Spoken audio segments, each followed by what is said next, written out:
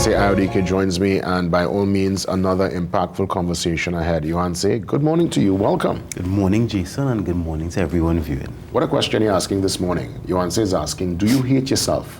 Exactly. Yohanse, I mean, wow. That's what I mean. This is, I mean, it's to the point. It doesn't get more direct than this. Well, okay, this question came from, well, this month is Suicide Prevention Month, and doing some research, I stumbled upon something called passive suicide.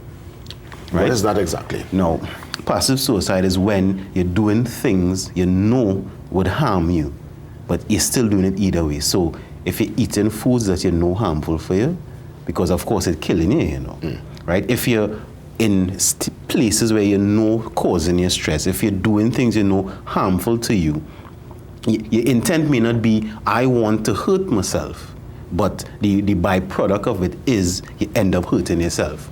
And why even think about the word hate?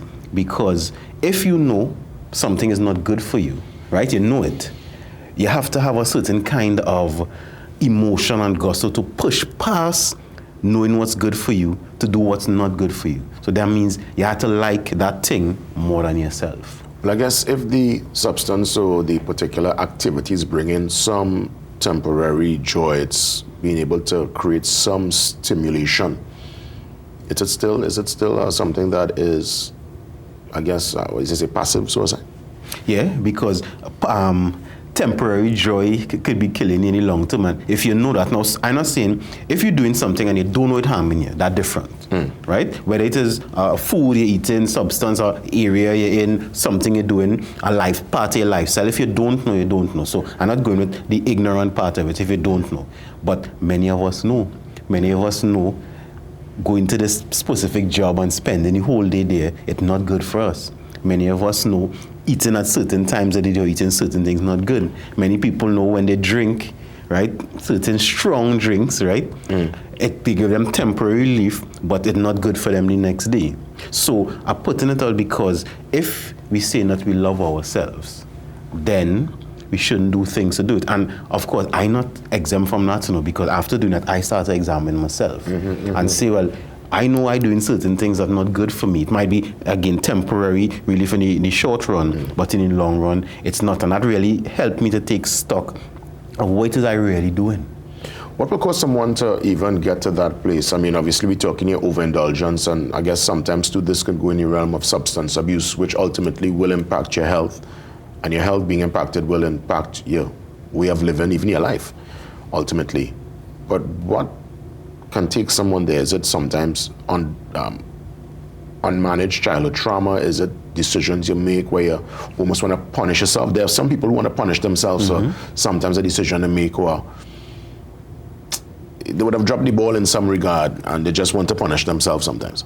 I agree that your childhood shape a lot of this because a lot of our parents punish themselves, so therefore we are the byproduct of it, you know.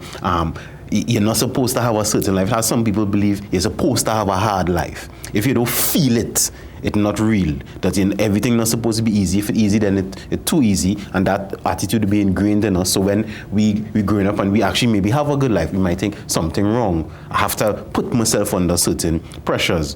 But whenever we do become aware of this, and this is the part, once we become aware and we continue doing it, then that's in the realms of the self-hate. Because if, and I'll give you an example, I remember doing some counseling with some patients, well, clients who newly diagnosed with diabetes.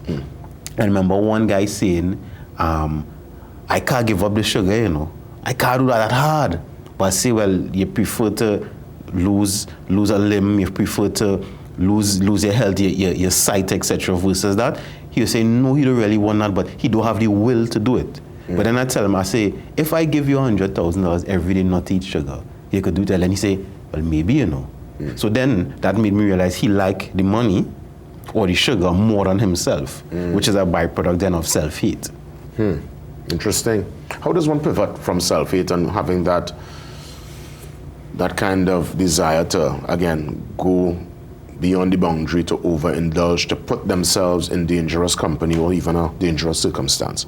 Well, one, be honest about what you're doing, you know, because most of us, or if not all of us, know when certain situations, certain things feel bad. It's not good for us, we know that. So at least acknowledge it first. After you acknowledge it, then sit and come up with a solution. And I know sometimes that's not the easiest thing to do. So of course, there are people like myself, professionals, you can seek help. Even if you just research, I'm in a financial bind, I just give an example, I could seek help. In a health bind, I don't know what to do, you could do research. I mean, the internet has now, is the internet.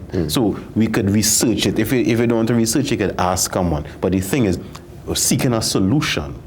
The solution is what helps you and gives you the will to be able to do it. How does, as we wrap things up, someone, and really quick, because I know we're going to get into our sporting segment, but how does one, again, address or help a family member or a friend who is going down that particular road? You see them overindulging and you want to just pull them back. Don't chastise them.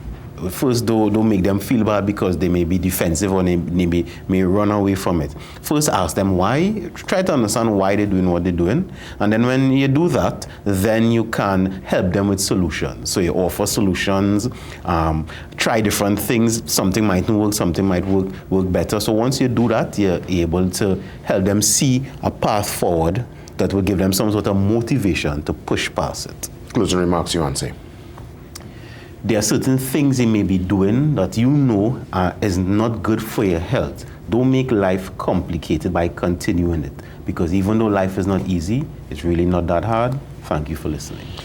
Well, it's not that hard, but this particular development will indeed hit the senator rather hard. Obviously, news coming in just in hand, breaking news. I'll read as follows. On Wednesday, September 25th, 2024, consequent upon the resignation of Senator Laurel Lazama Leasing, the President, Her Excellency Christine Kangaloo, ORTT, on the advice of the Prime Minister, the Honorable Keith Rowley, appointed Mr. Ansel Dennis as a government senator.